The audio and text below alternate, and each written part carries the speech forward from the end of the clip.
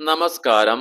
ഏവർക്കും എല്ലാ ദിവസവും രാവിലെയുള്ള പ്രീ മാർക്കറ്റ് റിപ്പോർട്ടുകളിലേക്ക് സ്വാഗതം. ഇന്ന് ജൂലൈ 4, 2025.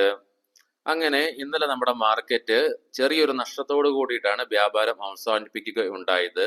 കൺസോളിഡേഷൻ ആണെങ്കിൽ കൂടിയും നിഫ്റ്റിയുടെ വീക്കിലി എക്സ്പയറിയും US ട്രേഡ് താരിഫുമായി ബന്ധപ്പെട്ട അനിശ്ചിതത്വവും സ്വാഭാവികമായിട്ടും വന്ന പ്രോഫിറ്റ് ബുക്കിങ്ങും തുടങ്ങിയ കാര്യങ്ങളാണ് നമ്മുടെ മാർക്കറ്റിനെ ഇന്നലെ ഒരു കൺസോളിഡേഷൻ ഫേസിലേക്ക് നയിച്ചതെങ്കിൽ കൂടിയും വിദേശ ധനകാര്യ സ്ഥാപനങ്ങൾ 1481 കോടി രൂപയ്ക്ക് നമ്മുടെ മാർക്കറ്റിൽ ഇന്നലെയും സെല്ലേഴ്സ് ആയിരുന്നു.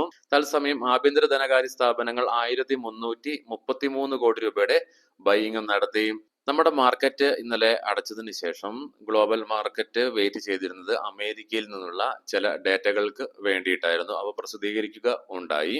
US നിന്നും നല്ല റോബസ്റ്റ് ആയിട്ടുള്ള ജോബ് റിപ്പോർട്ടാണ് വന്നിരുന്നത്. അതുപോലെ തന്നെ ഇന്നലെ US നിന്ന് വന്ന സ്ട്രോങ് ആയിട്ടുള്ള എംപ്ലോയ്മെന്റ് ഡേറ്റ ഇൻട്രസ്റ്റ് റേറ്റ് കട്ടിലേക്കുള്ള പോസിബിലിറ്റിയെ വർദ്ധിപ്പിക്കുകയുണ്ടായി. ജോബ്ലെസ് ക്ലെയിംസും ഫോൾ ആയിട്ടുണ്ട്.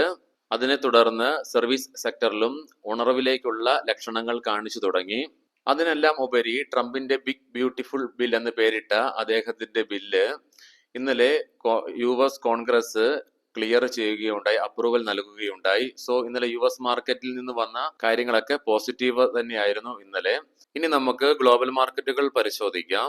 US മാർക്കറ്റിൽ മുൻപ് പറഞ്ഞ കാര്യങ്ങളൊക്കെ അനുകൂലമായിട്ട് വന്നതുകൊണ്ട് തന്നെ S&P 500ഉം നാസ്ഡാക്കും ഇന്നലെ fresh all time high create ചെയ്തുകൊണ്ട് നേട്ടത്തോടുകൂടി ഇന്നലെ വ്യാപാരം അവസാനിപ്പിക്കുക ഉണ്ടായി. US ബ്ലൂ ചിപ്പ് സ്റ്റോക്കായ എൻവിഡിയ അതിന്റെ വാല്യുവേഷൻ $4 ട്രില്യൺ കടക്കുകയുണ്ടായി. പക്ഷേ ഡോ ജോൺസ് ഫ്യൂച്ചർ നിലവില് 87 പോയിന്റുകളുടെ നഷ്ടത്തോടു കൂടിയിട്ടാണ് വ്യാപാരം തുടർന്നുകൊണ്ടിരിക്കുന്നത്. യൂറോപ്യൻ മാർക്കറ്റുകൾ കുറച്ച് ദിവസങ്ങൾക്ക് ശേഷം എല്ലാ മാർക്കറ്റുകളും ഇന്നലെ നേട്ടത്തോടു കൂടി വ്യാപാരം അവസാനിപ്പിക്കുക ഉണ്ടായി. അതിലേക്കും സഹായിച്ചത് US നിന്നും വന്ന പോസിറ്റീവായ ജോബ്സ് റിപ്പോർട്ടും തുടങ്ങിയ അതിനനുബന്ധിച്ച കാര്യങ്ങളുമാണ്. അതുപോലെ തന്നെ യൂറോപ്പും അമേരിക്കയുമായിട്ടുള്ള ട്രേഡ് ഡീലില് അവരൊരു പോസിറ്റീവ് സെന്റിമെന്റ്സ് ആണ് വെച്ച് പുലർത്തുന്നത്. ഇതും മാർക്കറ്റിന്റെ നേട്ടത്തിന് സഹായകമായി. ഗിഫ്റ്റ് നിഫ്റ്റി നിലവില് 65 പോയിന്റുകളുടെ നേട്ടത്തോടു കൂടി വ്യാപാരം തുടർന്നുകൊണ്ടിരിക്കുന്നു. ഏഷ്യൻ മാർക്കറ്റ്സിലേക്ക് വരുമ്പോൾ നിക്കി 225 നേട്ടത്തോടു കൂടി തന്നെ തുടർന്നുകൊണ്ടിരിക്കുന്നു. തത്സമയം കൊറിയയുടെ ഹോസ്പി 0.7% നഷ്ടത്തിലാണ്. കൊമോഡിറ്റിയില് ബ്രെന്റ് ക്രൂഡും ക്രൂഡ് ഓയിലും ഗോൾഡിലൊക്കെ നേരിയ ഉണർവാണ് കാണുന്നത്. ഇനി സ്പെസിഫിക് ആയിട്ട് നമ്മുടെ മാർക്കറ്റിലേക്ക് വന്നു കഴിയുമ്പോൾ ന്യൂട്രൽ ആയിട്ട് സെന്റിമെന്റ്സ് ആണ് 2 ദിവസങ്ങളായിട്ട് തുടരുന്നത്. ഇന്നും നമ്മുടെ മാർക്കറ്റിൽ ന്യൂട്രൽ ആയിട്ടൊരു സെന്റിമെന്റ്സ് ആണ് ചിലപ്പോൾ കാണുവാനായിട്ട് സാധിക്കുക. ഇന്ന് US മാർക്കറ്റുകൾ ഇൻഡിപെൻഡൻസ് ഡേയുമായി ബന്ധപ്പെട്ട് അവധിയാണ്. സോ അവിടെ ഒരു ലോങ് വീക്കെൻഡിലേക്കാണ് പോകുന്നത്. അനലിസ്റ്റുകളുടെ അഭിപ്രായ പ്രകാരം നമ്മുടെ മാർക്കറ്റിൽ ഒരു കൺസോളിഡേഷൻ ആണ് ഇന്നും എക്സ്പെക്ട് ചെയ്യുന്നത്. ഇന്നലെ നമ്മൾ കണ്ടു 25,380 എന്ന ലെവലിൽ നിഫ്റ്റി സപ്പോർട്ട് എടുക്കുന്നത്. അതുകൊണ്ട് തന്നെ അവരുടെ അഭിപ്രായ പ്രകാരം 25,400, 25,380 എന്ന ലെവലുകൾ ഇന്നും നിഫ്റ്റിക്ക് സപ്പോർട്ടായിട്ട് ക്രൂഷ്യൽ ആയിരിക്കും. അവിടെ നിന്നും ഒരു ബ്രേക്ക് ഡൗൺ ഉണ്ടാവുകയാണെങ്കിൽ 25,350, 25,250 എന്ന ലെവലുകൾ നിഫ്റ്റിയെ സംബന്ധിച്ചിടത്തോളം ഇമ്മീഡിയറ്റ് സപ്പോർട്ടുകളായിരിക്കും. 25,200 എന്ന ലെവലിന് താഴേക്ക് നിഫ്റ്റി പോവുകയാണെങ്കിൽ സെല്ലിംഗ് പ്രഷർ അനുഭവപ്പെട്ടേക്കാം എന്നാണ് അനലിസ്റ്റുകളുടെ അഭിപ്രായം. 25,600 എന്ന ലെവല് നിഫ്റ്റിയെ സംബന്ധിച്ചിടത്തോളം മുകളിലേക്കുള്ള ഒരു പ്രയാണത്തില് ക്രൂഷ്യൽ റെസിസ്റ്റൻസ് ആയിട്ട് ഇന്ന് വർക്ക് ചെയ്യുവാനായിട്ട് സാധ്യതകൾ ഏറെയാണെന്നാണ് അഭിപ്രായപ്പെടുന്നത്. പക്ഷെ ഇത് മാർക്കറ്റാണ്, എപ്പോൾ വേണമെങ്കിലും കാര്യങ്ങൾ മാറി മറിയാം. അനലിസ്റ്റുകളുടെ അഭിപ്രായ പ്രകാരം നമ്മുടെ മാർക്കറ്റിലെ ഇപ്പൊ ഡൊമസ്റ്റിക് ആയിട്ട് നേരിടുന്ന ഏറ്റവും വലിയ പ്രശ്നം, അതായത് ഗ്ലോബലായിട്ട് US ട്രേഡ് താരിഫുമായി ബന്ധപ്പെട്ട അനിശ്ചിതത്വം നിലനിൽക്കുന്നെങ്കിൽ കൂടിയിട്ടും ഡൊമസ്റ്റിക് ആയിട്ട് നമ്മുടെ മാർക്കറ്റില് നമ്മൾ കണ്ടു കഴിഞ്ഞ ഒരാഴ്ചയിൽ ഹ്യൂജ് റാലി നടന്നു. അതിന്റെ ഫലമാക്കിയായിട്ട് നമ്മുടെ സ്റ്റോക്കുകളിലൊക്കെ ഓവർ വാല്യുവേഷൻസ് ആണ് നിലനിൽക്കുന്നത്. അതുകൊണ്ട് തന്നെയാണ് നമ്മുടെ മാർക്കറ്റിന് ഒരു പരിധി വരെ മുന്നോട്ട് പോകാനായിട്ട് സാധിക്കാത്തതും. അതാണ് വിദേശ ധനകാര്യ സ്ഥാപനങ്ങളെ നമ്മുടെ മാർക്കറ്റിൽ നിന്നും വികർഷിക്കാനുള്ള ഒരു കാരണവും. നമ്മുടെ വാല്യുവേഷൻസ് ഒന്നും അവർക്ക് ആകർഷണീയമായിട്ട് തോന്നുന്നില്ല. എങ്കിലും അനലിസ്റ്റുകളുടെ അഭിപ്രായ പ്രകാരം നമ്മുടെ മാർക്കറ്റിൽ ഇപ്പോഴും ഒരു ചെറിയൊരു പോസിറ്റീവ്നെസ് നിലനിൽക്കുന്നത് ഈ മാസം സെക്കൻഡ് വീക്കിന് ശേഷം വരാൻ പോകുന്ന Q1 റിസൾട്ടുകൾ തന്നെയായിരിക്കും. Q1 റിസൾട്ടുകളായിരിക്കും ലോക്കലായിട്ട് അല്ലെങ്കിൽ ഡൊമസ്റ്റിക് ആയിട്ട് നമ്മുടെ മാർക്കറ്റിനെ ട്രിഗർ ചെയ്യുന്നത്. ഗ്ലോബലായിട്ട് ട്രേഡ് താരിഫ് ആണെങ്കിൽ കൂടിയിട്ടും.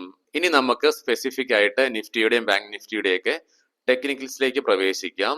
ഇന്ന് നമ്മൾ നിഫ്റ്റിയുടെ രണ്ടാമത്തെ ആഴ്ചയിലേക്ക് കടക്കുകയാണ്. ഈ മാസത്തെ നിഫ്റ്റിയുടെ PCR 0.74 ആയിട്ട് നിലനിൽക്കുന്നു. മാക്സ് പെയിൻ 25,500 എന്ന ലെവലിലും. നിഫ്റ്റിയുടെ ഡെയിലി ചാർട്ട്സിൽ bearish candlestick with upper shadow ആണ് കാണുവാനായിട്ട് സാധിക്കുന്നത്. ഇത് സൂചിപ്പിക്കുന്നത് കൺസോളിഡേഷൻ വിത്ത് നെഗറ്റീവ് ബയാസ് ആണ്. വീക്കിലി ഓപ്ഷൻസ് ഡേറ്റ പ്രകാരം 25,500 എന്ന സ്ട്രൈക്കിലാണ് ഏറ്റവും കൂടുതൽ ഓപ്പൺ ഇൻട്രസ്റ്റ് കോൾ സൈഡിലേക്ക് കാണുവാനായിട്ട് സാധിക്കുന്നത്. അതേ സ്ട്രൈക്കിൽ തന്നെയാണ് ഏറ്റവും കൂടുതൽ കോൾ റൈറ്റിംഗും കാണുന്നത്.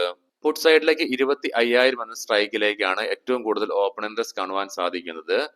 അതേ സ്ട്രൈക്കിൽ തന്നെയാണ് ഏറ്റവും കൂടുതൽ പുട്ട് റൈറ്റിംഗും നടന്നിരിക്കുന്നത്.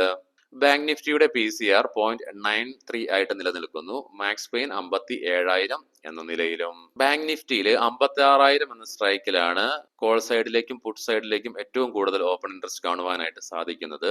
57,000 എന്ന സ്ട്രൈക്കിൽ ഏറ്റവും കൂടുതൽ കോൾ റൈറ്റിംഗ് നടന്നിരിക്കുന്നു.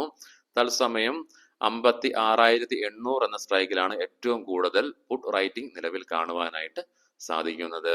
ഇനി നമുക്ക് ഇന്നത്തെ പ്രധാനപ്പെട്ട സ്റ്റോക്കിംഗ് ന്യൂസുകളിലേക്ക് കടക്കാം. മുൻകൂട്ടി ഓർമ്മിപ്പിച്ചു കൊള്ളട്ടെ, ഇത് ഒരു ബൈ ഓർ സെൽ റെക്കമെൻഡേഷൻ അല്ല. Indo Gulf corp science IPO ഇന്നലെ NSEയിലും BSEയിലും ലിസ്റ്റ് ചെയ്യുകയുണ്ടായി. ഫ്ലാറ്റായ ലിസ്റ്റിംഗ് ആയിരുന്നു. വലൻസിയ ഇന്ത്യ 20% നഷ്ടത്തോടു കൂടിയിട്ട് ഇന്നലെ BSE SME പ്ലാറ്റ്ഫോമിൽ IPO ലിസ്റ്റ് ചെയ്യുകയുണ്ടായി. Kotak Mahendra bank global rating ഏജൻസിയായ മാക്വറിൻ സ്റ്റോക്കിനെ ഡൗൺഗ്രേഡ് ചെയ്ത് ന്യൂട്രൽ എന്ന റേറ്റിംഗ് നൽകുകയുണ്ടായി. ടാർഗറ്റ് പ്രൈസ് 2,300 രൂപയിലേക്കും കുറച്ചു. ആർക്കേഡ് ഡെവലപ്പേഴ്സ് കമ്പനി മുംബൈയില് 4 ഏക്കർ ഭൂമി ഫിലിമിസ്ഥാൻ പ്രൈവറ്റ് ലിമിറ്റഡിൽ നിന്നും അക്വയർ ചെയ്തു. 3,000 കോടി രൂപ ഗ്രോസ് ഡെവലപ്മെന്റ് വാല്യൂ വരുന്ന പ്രൊജക്റ്റും അനൗൺസ് ചെയ്തിട്ടുണ്ട്.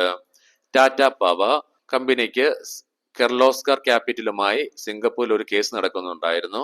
സിംഗപ്പൂർ ട്രൈബ്യൂണൽ കോടതി കമ്പനിയോട് $498 മില്യൺ പിഴയായിട്ട് നൽകുവാനായിട്ടുള്ള വിധി വന്നിട്ടുണ്ട്. ഇൻഡസ് ഇൻ ബാങ്ക് ഗ്ലോബൽ ബ്രോക്കറേജിംഗ് സ്ഥാപനമായ മാക്വറിൻ സ്റ്റോക്കിനെ ഡൗൺഗ്രേഡ് ചെയ്യുകയുണ്ടായി. ഔട്ട് പെർഫോമിൽ നിന്നും അണ്ടർ പെർഫോം എന്ന ടാഗാണ് നൽകിയിരിക്കുന്നത്. 650 രൂപ പെർ ഷെയറിലേക്ക് ടാർഗറ്റ് പ്രൈസും കുറച്ചിട്ടുണ്ട്. ജോൺസൺ കൺട്രോൾസ് കമ്പനി ഡിവിഡൻഡ് പ്രഖ്യാപിക്കുകയുണ്ടായി. 36 രൂപ പെർ ഷെയർ എന്ന നിലയിൽ. ജൂലൈ 9 റെക്കോർഡ് ഡേറ്റ് ആയിട്ട് കണക്കാക്കുന്നത്. ഏവർക്കും നല്ല ഒരു ട്രേഡിംഗ് ദിനം ആശംസിക്കുന്നു. നന്ദി, നമസ്കാരം. വൈകുന്നേരം പോസ്റ്റ് മാർക്കറ്റ് റിപ്പോർട്ടുമായിട്ട് കണ്ടുമുട്ടാം.